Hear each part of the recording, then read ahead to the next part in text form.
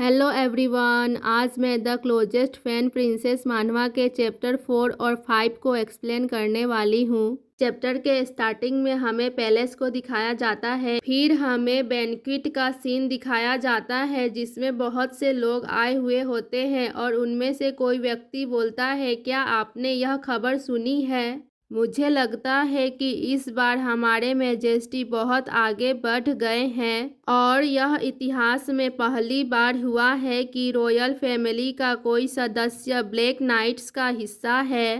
फिर कोई और बोलता है, उसका व्यक्तित्व थोड़ा अजीब है लेकिन अभी भी वह एक युवा लड़की है।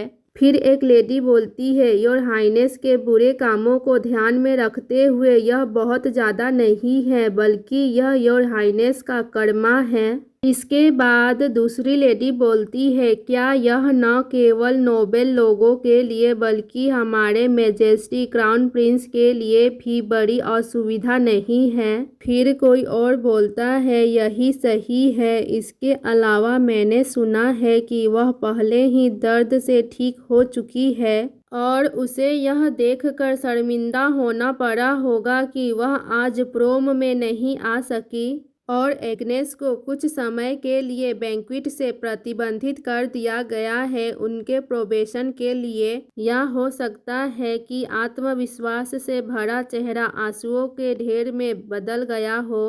हमें इसे स्वयं देखना चाहिए।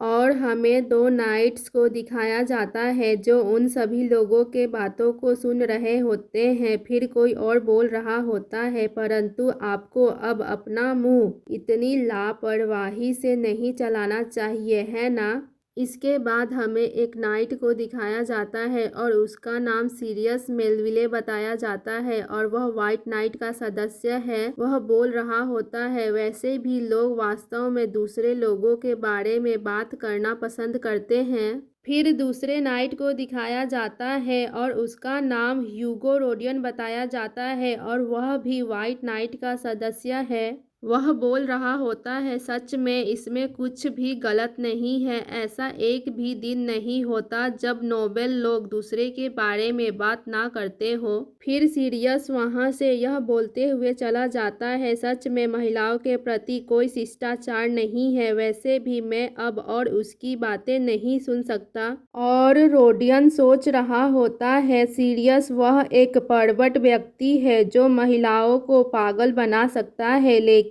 वह एक जेंटलमैन होने का दिखावा करता है। फिर वह बोलता है, सीरियस कहाँ गया? इसके बाद अब हमें एक न्यू कैरेक्टर को दिखाया जाता है और उसका नाम डायना लेनोकस बताया जाता है और वह वाइट नाइट की वाइस कैप्टन है और क्राउन प्रिंस डेमियन की बचपन की दोस्त है। वह रोडियन से बोलती है, वह लड़का वह अब तक यहीं था लेकिन वह अचानक कहाँ चला गया? फिर रोडियन बोलता है, वाइस कैप्टन और लॉर्ड डेवोन। इसके बाद अब हमें हेज़ल डेवोन को दिखाया जाता है और यह भी वाइट नाइट की सदस्य हैं और रोडियन उन दोनों से बोल रहा होता है, आपको पता है उसने कहा कि वह प्रिंसेस और जस्टिस की और आलोचना नहीं सुनना चाहता। इस पर डायना बोलती है, उस आदमी को क्या दिक्कत है? लेकिन ईमानदारी से कहूँ तो मैं भी कुछ वैसी ही हूँ। एग्नेस डेमियन की इकलौती बहन है, चाहे यह कितना भी उचित क्यों ना हो। दोस्त के छोटी बहन के बारे में गपशप करना अच्छा नहीं लगेगा। इस पर रोडियन बोलता है, हाँ।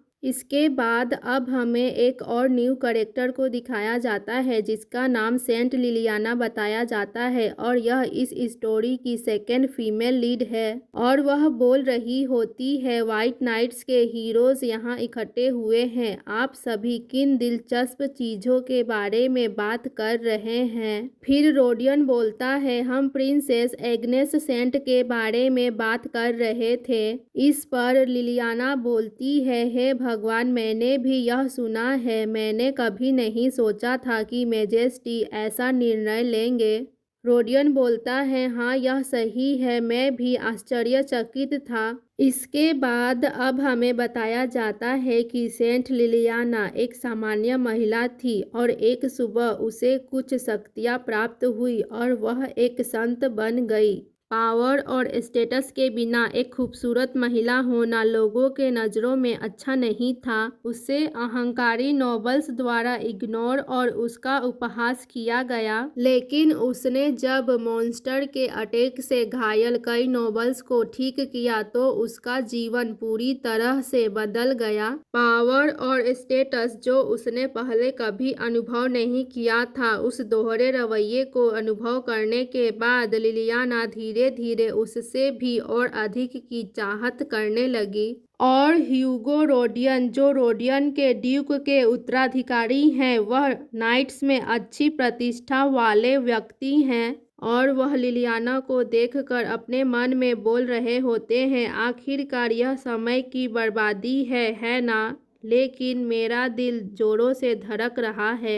इसके बाद रोडियन सभी से बोल रहा होता है, क्या यह काम नहीं आया? कमांडर भी अधिक सहज महसूस करेंगे और होली लेडी को भी किसी प्रकार की परेशानी नहीं होगी। इस पर लिलियाना चौंकते हुए बोलती है, क्या मुझे? फिर वह हंसते हुए बोलती है, आपको इसकी चिंता नहीं करनी चाहिए। यदि प्रिंसेस एग्नेस ने मुझे अस्वीकार कर दिया क्योंकि मैं एक साधारण परिवार से हूँ, इसीलिए यह स्वाभाविक है। और वहाँ पर मौजूद सभी लोग लिलियाना के बातों को ध्यान से सुन रहे होते हैं। फिर लिलियाना बोल रही होती है, इसके विपरीत मुझे रहम दिल बनाने के लिए मैं प्रिंसेस की आभारी हूँ।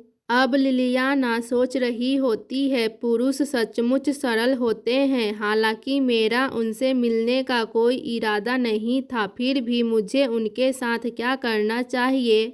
इसके बाद फिर लिलियाना बोलती है, मेरे बजाय क्या लॉर्ड डेवोन प्रसन्न नहीं होंगी? इस पर डायना बोलती है, अब इसका क्या मतलब है? और लिलियाना सोच रही होती है, इस एम्पायर के केवल 2 ही व्यक्ति हैं जो मेरे योग्य हैं, एक क्राउन प्रिंस डेमियन और तभी रेमंड वहाँ पर आते हुए बोल रहा होता है, हर कोई यहाँ पर है। फिर लिलियाना बोलती है, सर स्पेंसर आप भी यहाँ पर हैं। अब हमें रेमंड का पूरा नाम रेमंड स्पेंसर बताया जाता है और यह भी कि वह व्हाइट नाइट का लीडर है। लिलियाना मुस्कुराते हुए रेमंड से बोल रही होती है, हम प्रिंसेस के बारे में बातें कर रहे थे। अब यह लॉर्ड डेवोन के लिए और आसानी से होगा।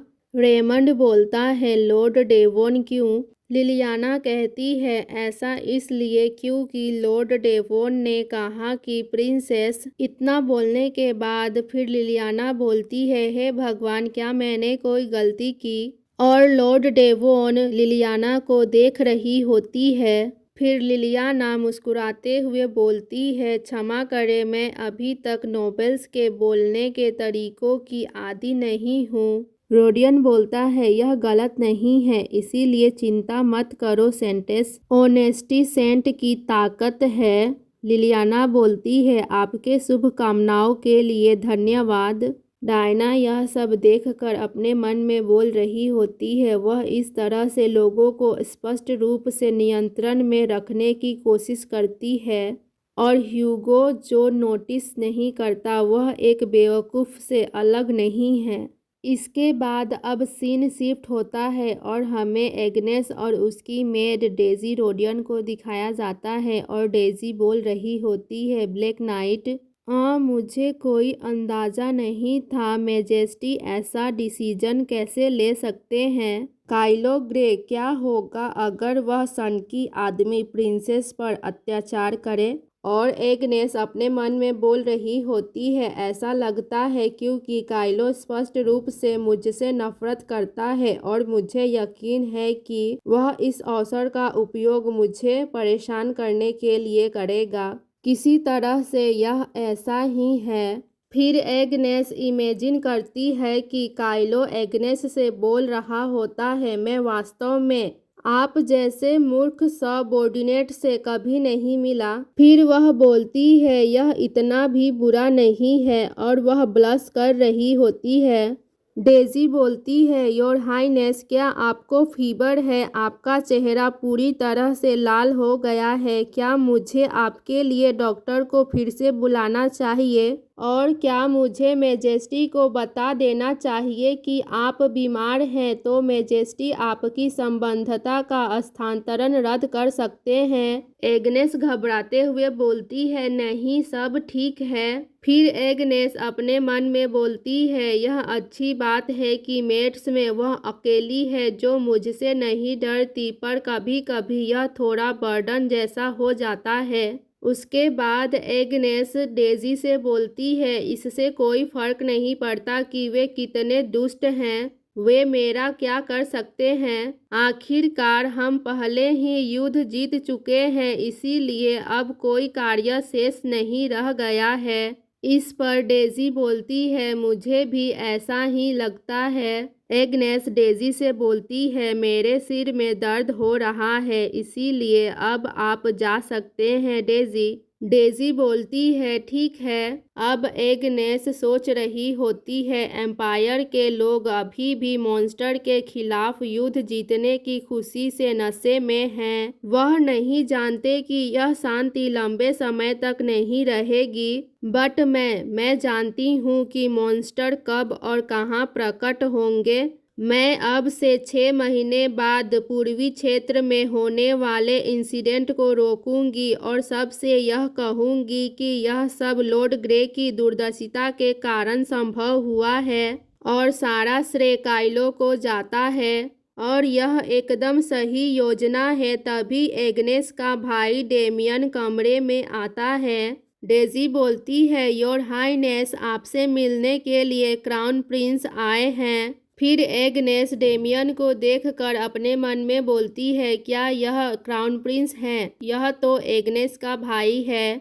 फिर वह बोलती है, आप यहाँ बिना सूचना के क्यों आए भाई? इस पर डेमियन बोलता है, आप अब भी वैसे ही हैं, असभ्य अभिवादन के साथ मेरा स्वागत कर रहे हैं। एग्नेस। इसके बाद अब हमें कुछ समय पहले का सीन दिखाया जाता है। एग्नेस के फादर डेमियन से बोल रहे होते हैं, एग्नेस अब स्ट्रेंज बिहेव कर रही है, पर पैलेस के डॉक्टर ने कहा कि कुछ भी गलत नहीं है, लेकिन उसने पार्टी में शामिल होने को लेकर कोई हंगामा नहीं किया और मुझे यकीन नहीं हो रहा है कि वह ब्लैक नाइट को स्वीकार करेगी।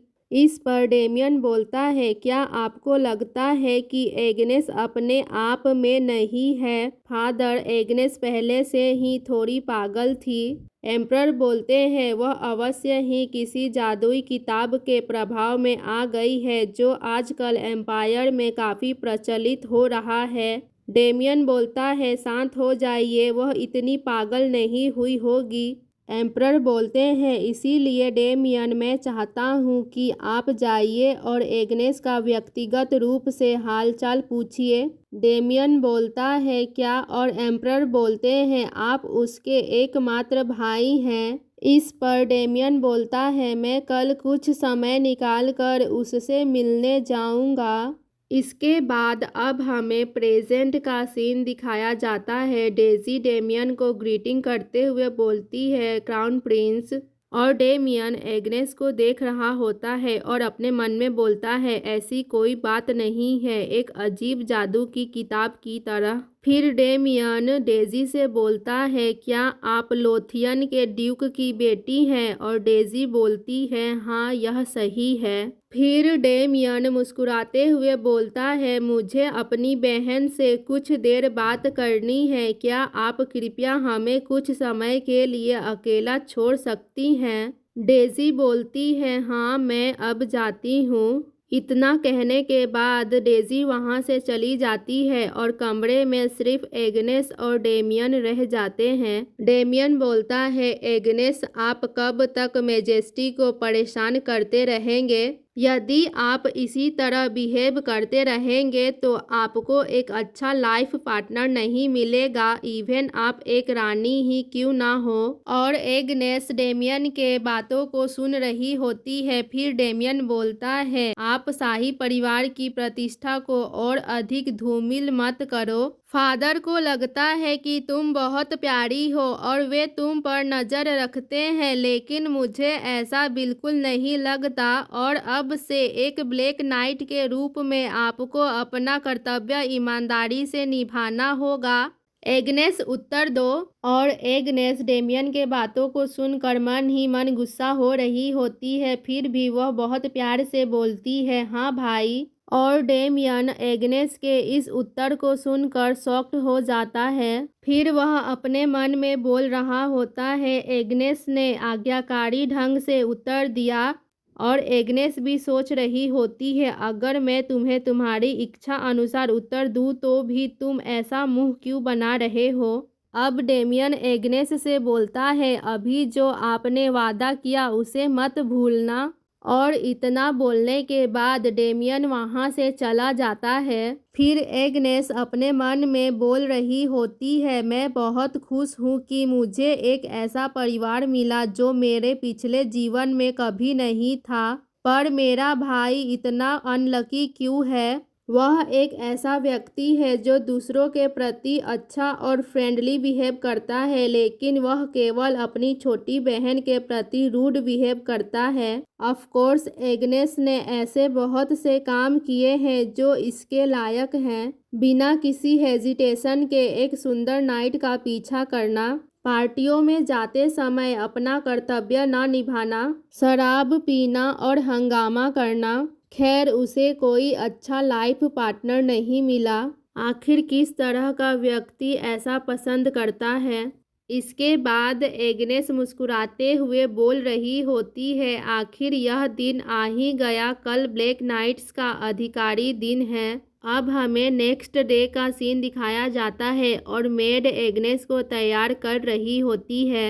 और एग्नेस खुद को मिरर में देखकर सोच रही होती है, मुझे लगता है कि यह वाइट नाइट के यूनिफॉर्म से बेहतर दिख रहा है और यह काइलो के साथ एक कपल लुक है। और दो मेड्स आपस में बातें कर रही होती है। एक मेड बोलती है, क्या मुझे उसे बताना चाहिए कि वे उसमें अच्छी लग रही है। इस पर दूसरी मेड बोलती है, यदि ऐसा है तो वह चिल्लाएगी कि वह ब्लैक नाइट्स के लेबल पर है। तभी एग्नेस उन दोनों से पूछती है, क्या यह मुझ पर अच्छा लग रहा है, और वे दोनों यह सुनकर चौंक जाती है। उनमें से एक मेड बोलती है, हाँ योर हाईनेस, और दूसरी मेड बोलती है, हाँ यह सही है। फिर एग्नेस बोल रही होती है, मैं मुसीबत में हूँ, नहीं यह ठीक है, मैं हर काम में कुशल हूँ, इसीलिए मुझे पूछने की भी ज़रूरत नहीं है। और वे दोनों ही एग्नेस को ऐसे देखकर परेशान हो रही होती है। उनमें से एक मेड बोलती है, क्या आपको यकीन है कि आपको कोई आपत्ति नहीं है माय लेडी।